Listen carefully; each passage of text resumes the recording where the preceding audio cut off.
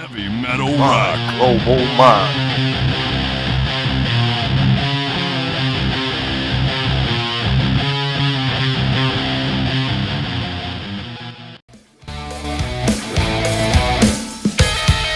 Something's got a hold of my head. I'm fading in and out. I don't feel so well. I don't even know what I said. I feel like someone went and just rang my bell. I'm Robert Cavuto, and today on My Global Mind, I'm excited to speak with Josh Todd of Buckcherry for the release of their 11th album, Roar Like Thunder, that comes out on June 13th. Josh, welcome. Pleasure to speak with you again. Hey, thanks for having me. Seems like we're talking for every album, so it's always good. Yeah. This one's really great. Like you said, Roar Like Thunder drops June 13th, and we are fired up for this thing to hit the streets. Having a lot of fun playing the songs we've already released. We released Roar Like Thunder, Come On, and Set It Free, and Yep, such a great response so far. that's killer. This is definitely my second favorite Buckcherry album, right up there with 15. It's also, Okay, I think it's my album of the year, my favorite album of the year. let's go. Uh, As I get older, I really want faster songs. I want to get the heart racing. I want to really be yeah. energized.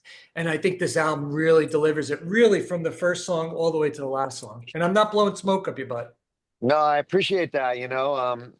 We're getting really great reviews from a lot of people. I've been doing a lot of press, for the release, and I'm glad you said that. The only stipulation for us before we started writing for this was we wanted to make a rocking record from beginning to end, no ballads and no Yeah, cover songs. And we accomplished our goal, and I'm really proud of it. We worked really hard on it, so I'm glad you like it. I love it. I absolutely love it. And when you're writing music and you're putting out albums every 18 months to 24 months, do you have time to reflect and go, damn, this is a really, really good one? Or does it take a little time and you have to work on it a bit to realize it? No, as an artist, you're so close to it that you don't know. You don't know till you start getting feedback from the public and from people like yourself. Still, we love the record, but we don't know. Ultimately, there are songs in the past and records in the past that I thought were gonna really resonate and react with people, and they didn't. So you're always a little cautious. When you're dropping the record, when it finally gets out there to see how people are liking it. But so far, it's been a really good sign. All the reviews and all the people, outside of just straight up rock fans that are coming to shows and stuff like that. Yeah. This is number 11. You've had multiple producers across your career, including Keith Nielsen, who was in the band and producing. What have you learned about utilizing Marty as a producer on the last few albums and Black Butterfly? What's he bringing to the table for you that you like working? Yeah, he's Marty goes way back to 2005. We co-wrote Sorry together, and then he produced a bunch of records, Black Butterfly and so on. And then, we kind of had a little hiatus for some internal reasons, and it was so great to finally get back with him in the fold. And he's been instrumental now in Buckcherry Records. We've written the last three with him, Yep. Hellbound Volume 10 and this one. And in my opinion, they're the best Buckcherry records we've ever written. So he's a great producer. He's a great songwriter. He's a great guy. He really understands what's special about this band and brings it out in us, and we have a lot of fun writing together. Yeah, I think he's definitely taken you on a trajectory too. It's just continuously going up with his work and your working together. These albums, Yeah. like you said, are some of the strongest ones I think you guys have written to date, and I love it. It's a great party album too. I can't wait to bust Yeah. on the shore and listen to it. It's fun. Yeah. You mentioned it. It was one of my questions coming up, but I had a question about the hiatus. Do you think you needed that hiatus from a standpoint of a mental standpoint to be grounded in the music, the members, the touring, and where you guys wanted to go, what you wanted to be? Was that a crucial turning point for the band? I don't know what hiatus you're talking about. The only real big one we had where we didn't make music was between Time Bomb and 15, but no, we didn't want to have a hiatus, it just the way it worked out, and now, you just never know what's going to happen. Looking back, you can always say X, Y, and Z, but Yeah, it is what it is, it took me a while to like, you know, take off my artist hat and put on my business hat and take off my business hat and put back on my artist hat and get really comfortable with that and okay with that. And now I'm in the most comfortable place in this role in this band for sure. that's great.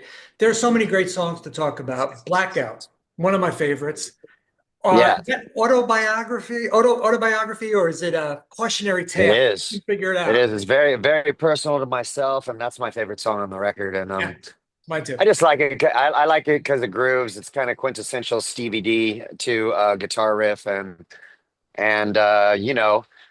he and I have known each other since I was 19. Oh, So, I've been sober 30 years now, so, congrats. but like he and I got fucked up together, I got, blackout is really, I was a blackout drinker. I could not hold my alcohol, and so I have a lot of funny moments where that was involved in my youth, and then it got dark, eventually, and I had to stop. But yeah, that's what the song's about.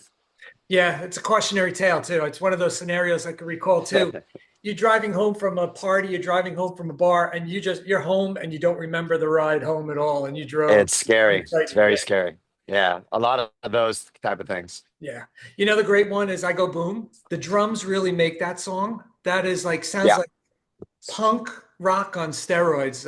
Would you agree to that? Is that punk rock vibe? Yeah, yeah. There's a lot of punk rock flavors. There's that when the sun comes down. Yep.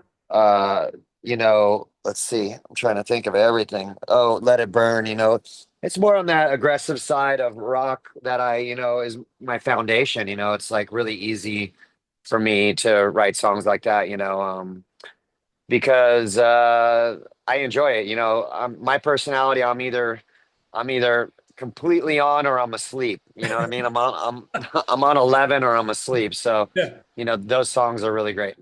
Yeah, I think the drums, they're very simple, they're very powerful. The phrasing of the guitar and the drums just work so perfectly with the vocals on that. Another, that's a great song too. Yeah, Marty's really good, working with drummers because drumming was his first instrument, Oh, so I didn't know that. the drums are always really great on the records he produces. Another great one, talking about sex. Where'd you get the Yeah. line "Holy Moly"? I mean, that's not a song you hear in a hard rock rock band. Yeah, it's just this old school phrase, that I thought really fit there, and It does. rhythmically it was great. But the song started out, I love it when you flex, and it's about Cardi B, because I like Cardi B, Yeah. and I love it when you flex, and because I didn't think talking about sex was gonna fly in this day and age, nobody wants to talk about sex anymore, and then but I wanted to call it talking about sex. So, anyways, I was watching the Wham documentary on Netflix, and I really was I really was so impressed by George Michael's, and there was just so many things that I didn't know that he did. I didn't know he produced. I didn't know, what a great songwriter he was, and such a great singer too. And so I was really inspired by him, and he's got the song "I Want Your Sex," and so I'm like, when I sang the song to Marty, he's like, let's just call it talking about sex, or Yeah. and I go, well, that's what I was originally came up with, but I thought it wasn't going to be a good idea. And he's like, no, it feels better than I want, I love it when you flex. I was like, all right. So we worked it up like that, and I love the song, Yeah. Holy moly, it's a great song. You can't go wrong. Yeah, yeah, yeah, yeah. Um, Holy moly. Holy moly, yeah. Yep. In the past, you guys changed members frequently. Seems to be a little stable now. How's it working out? Has it helped the band getting to where guys want to be? It's been very stable, I mean, what a lot of people don't know is Stevie has been in the band since 2005. He's been the longest Yep. running lead guitar player in this band. Yep. And then, Kelly's been in the band over 10 years. Francis has been in the band over 5 years. Billy's approaching 4 or 5 years now. So I don't even think about that. I mean, Yeah. this has been a really solid, amazing lineup, and everybody's just very comfortable in this role, and that's how you make good music and good records. Yeah, we've spoken so many times over the past. You had a sense of frustration about people coming and going, and it sounds like now you guys are great, and you guys got everybody you want. You're firing on all four cylinders, and it's killer. Yeah, yeah. You have to make changes. When you're trying to sustain a career over Right. 30 years. And Yes, so not always people aren't always down for the cause. that's true. I'm curious to know about personally about Buckcherry, his journey since the first album, like you said, 30 years ago. What do you feel the band has learned along the way, and where's the journey taking you guys? Um, I think we've learned, just that uh, we're comfortable with who we are. You know what I mean? Like we're not trying to like I can only speak for myself, but I'm not out there trying to prove myself anymore like I used, like when I was young. When you're filled with all the piss and vinegar and you're trying to make your mark and you want to have the biggest hit on radio, you want to be the best band on the festival, all that stuff. I mean, I'm very driven in that way to where I want to be the best and I'm super competitive and all that. But now it's gotten to a point to where we got 11 records in the can. It's reached a different level, as far as, it is what it is. We know who we are. We know what's great and special about us. So, like every situation we go into, and we can play with so many different genres of rock music, and we have over the years, that's the great thing about Buckcherry, and so I think most of all, it's just being comfortable in our role and, and not trying to have to prove anything anymore, because It's great. we know what it is. We know what's great about it. That's a great response. When you're putting out an album every, 18 months, 24 months, are you always inspired to write and create music? Is that something you just comes naturally out of you? I mean, Yeah, nonstop, I mean, I don't understand bands that go years and years and years without putting out records, and right? they're still going and doing shows. I mean, I couldn't even do that. I mean, I gotta create. I mean, that's part of this whole process is You got- making music and writing songs. I gotta stay stimulated, and so and I'm a student of the game. I'm still learning so much. I'm still learning a lot about excuse me, my voice. I'm still learning about melody and songwriting, and there's so much to learn, and I'm still learning. So I want to continue to work that muscle and put out great records, and do what we do until I can't do it anymore. Is there pressure in putting out an album as fast as you guys always do put it out? I mean, do you ever get hit with writer's block? And what do you do to avoid No, this? no, I don't. First of all, I think people get hit with writer's block. They believe in writer's block. I don't believe in it. Okay.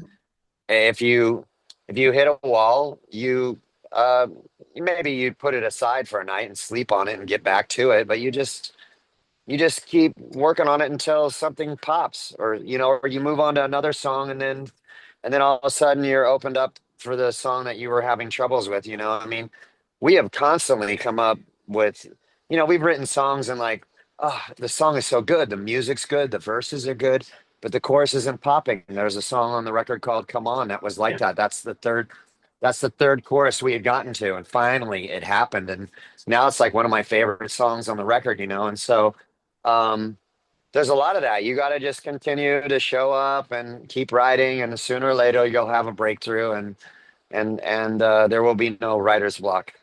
That's interesting that you could actually sense that this chorus doesn't work, this chorus doesn't work, and this chorus is it. It's kind of fascinating. You're just not accepting the first thing that's thrown out. Well, I mean, you have it's a collaborative effort, so it's me and Yeah. Stevie and Marty, and we're writing songs, and here I'm having a feeling about a chorus. I come in, I'm like, hey man, are you really feeling this chorus? Because it doesn't feel like it's happening. He goes, I was feeling the same thing, the same Wow. way. let's write something new. And so we'll just write something new over the same music. And then we try it, I sing it and we listen to it for a couple days. And then we're like, that's it. That's the one. It feels good, and Yeah. that's kind of how it works, and that's what's great about the situation now is like, we're doing, the best idea wins for the songs. Yeah. There's no egos. It's just like, let's write the best song we can write. Was that different back when you guys were first starting? You were trying to fit that square peg in the round hole, and There was just a lot of stuff back then, and I don't want to get into, yeah, the personalities and the stuff that we had to deal with, but there was a lot of things that were hindering Buckcherry being the best it could be, in my opinion, and yeah, everybody's got their own opinion about it, and so all I can say is it's just really easy and effortless and fun now making records. that's great. Now you guys are nonstop touring. You're out on the road now. You're probably in your tour bus. Um, where do you find the time to write? I mean, are you writing on the tour bus? Are you writing at sound check? Are you writing? Where does it all come down? Yeah, we're writing all the time, like I accumulate a lot of ideas on my Mhm. phone.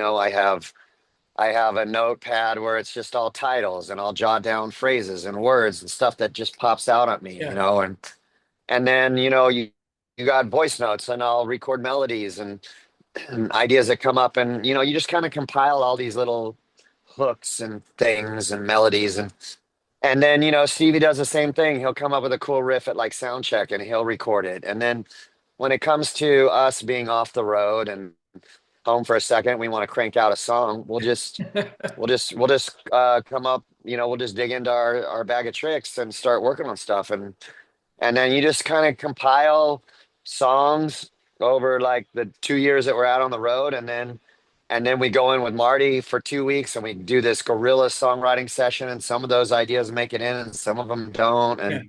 And then before you know, we got a record. Do you ever tap into AI? I mean, at work, they're pushing AI to us to say, hey, listen, this is going to help you do your work better, faster, and you're going to have more time to do other things. Do you find it of value? What's your take on AI with creative writing? Know nothing about AI. Nothing. I Yeah. mean, I've never used it. I know people are going there to write write songs or stuff, which is I don't know. It's just not my thing. I mean, you know, I'm sure it's good for some things. My son uses it to get information when he Yeah. needs help with school stuff, and that's great. But I haven't really dived into that yet. I don't have Chat GPT or whatever it is yet, but I'll check it out sometime. Yeah. I don't, school is like one thing where the professors and the teachers don't want you to tap into AI, but at work, they're all for it. They want this done right, faster. And it's kind of interesting, different perspectives of school has very strict rules and work has like, they want you to take it on. So I was just curious, your perspective being such a Yeah, talented. I mean, I don't know. You got to be careful of like all the things you rely on because electronically, because if it's ever removed, which it could be, I mean, that's going to be the new warfare, is cyber warfare, where if you're a really great hacker, you could really have control of a lot of things. You know what I mean? And you could shut down a lot of things. So, I like to uh, creatively. I don't know what I would use Chat GPT for. I mean, unless I was just searching for information on stuff and it's just an easier way to do it other than just typing it in Google. But you know what I mean? I'm not in I don't know what you're doing where you're using Yeah. AI. You're being told to use AI, but um whatever, I Yeah. mean, I'm sure if I used it, I'd be like, oh, this is cool. You can do this. Oh, this is cool. Or maybe I would use it for certain things, but I just haven't tried it yet. You can find that rhyming word for orange. There you go. There you I got a go. great song. It's got orange in it. I need a rhyming word. I want to be respectful to your time. The last question. You're always touring, like as I mentioned earlier. Does it hit you differently nowadays when you're a little bit older than when you first started out in the band? Does it, wear you Oh down? my God, of course. Yeah, everything's different. My voice changed a lot when I hit 40. I had to really work. I had to learn how to sing differently in order to pull this off, you know, Yeah. and now I'm very comfortable with it, you know, but that was a learning curve, you know. It's just being out here, you know, is taxing on the soul sometimes, you know, Yeah. and you know, I still love to perform, you know, so that kind of makes up for the rest of the day. But yeah, you know, it's challenging on the psyche. You have to do a lot of things. Like I meditate and I do a lot of things for my mental health, Right. work out, you know, and that's really the stuff that is important for me. That's great. You know, so many artists, and I'm not going to mention names, have had voice problems and struggling with voice. And you know, are you ever worried about that? Of course, I've struggled with all kinds of things with my voice. And yeah, that's part of if you're doing this, if you're working as hard as we are, Right. and you're singing this type of rock music, you're gonna come up with some stuff that you're gonna have to deal with and work around and figure stuff out and ask for help. You know, I started really studying vocal technique years ago because you know, I mean, after the first record, I hit a wall. You know, I was losing my voice a lot. This was Right. before in-ear monitors. I was getting way too much, you know, outside noise. It was hard for me to hear my voice live, you know, stuff like that. And then everything's changed. Like I will not sing without warming up. I will not, you know, I will not, every time I do a show, I warm down after a show. That's something I never Wow. did, Yeah. you know, for a lot of years. I mean, this has happened now for a lot of years now, but like, you know, warming up and warming down is a huge thing. You know, doing vocal scales is vocalizing. It's not singing, you know, and I do it every day. So what I've learned is the older you get with your voice, the more you need to work on your Yeah. voice, not less. Like a lot of people think, oh, I need to rest my voice. You know, I need to not talk and not sing today, you know. No, you need to continue to vocalize, you know what I mean? So that you're limber and you're flexible and you know, so that when you go into a show day, it's not so much trauma on your vocal folds, you know. And that's like anything else, even with your body. You got to work out, you got to stretch every day. Otherwise, Yeah, you're going to do something yeah, funky and reach for that shelf, and you're like, oh, you know, you can't move. So yeah, yeah. brushing your Yep. teeth, you're like, what the hell just happened? I was just brushing my teeth, and now my back, I can't move. So yeah, it's That's weird. what's so great about being old, right? Like you do something real weird. You'll just Yeah. like pick up your shoes and something bad will happen. Yeah, I think David Bryan said from Bon Jovi, he goes, I would go to bed perfect, and I'd wake up and like I can't move. My foot is Yeah, swollen, my yeah, hand is swollen. yeah, It's like I went to bed perfect, and now there's a problem. So yeah, you never know what happens. yeah. Take care of I yourself. play I play a lot of tennis, you know, and Yeah, I'll play a great match, you know, and it's like 2 hours later after I'm you know I'm just relaxing. Man, I'll stand up and it'll be like, oh, you know, like so I learned that after tennis, like I have to really warm down and stretch and oh like, yeah, you know what I mean, to help that out so it's not so brutal. yeah. And one thing I had back surgery a while ago, and the one thing I learned is that they said if you don't, you always see the old people that are kind of being pulled down like a rubber band, you know. Yep. But you Yep. really have to keep stretching every day. So I'm very religious about that. We talked about it before. I jump rope, I'm exercising. Yeah. I don't want to be the guy, the 6 foot guy that's kind of leaning down like that, you know, No, stepping and the you know what shoe. another thing is good for your spine? Like, I don't know if you do pull-ups, but if you just put your hands on a pull-up bar and you just hang all your Oh, body yeah. weight, right? Yeah. Like, and you just stay that way as long as you can for like maybe a minute or whatever, it really straightens out your spine. It really realigns your spine and gets your spine straight. A great way to just realign your spine, like, you know, if you do it 2 times a week, you know what I mean? Pretty It's good. really, really good. And you know, they have these posture straps now. You can get them on Amazon where you know you can put them on under your shirt and Yeah. it really keeps you straight from like hunching over because that can be, you know, you keep doing that every day, you just hunch over a little bit then it becomes more and more and more and before Yeah. you know it, you know, Yeah. it's a problem. Yep. I bought that. I'm going to see Metallica next Friday and next Saturday, and we're going to be standing in, you know, on the field for hours, waiting in line for hours, standing in the field for hours. Yeah. But I really have to get something that's going to really support my back and not give me that fatigue. So to your point, I actually went and Yeah. bought that the other day. So for that, There you go. to not Yeah. be in pain at Metallica, and I can enjoy the whole It's show. smart. That's smart. Well, listen, I want to thank you so much for your time. My favorite album of the year. Congratulations. Let's go. Thank you. And you have a great Appreciate day. it, man. Great show. Great talking to you. All Thanks. right. Be Bye-bye. good. Heavy metal rock. Global mind.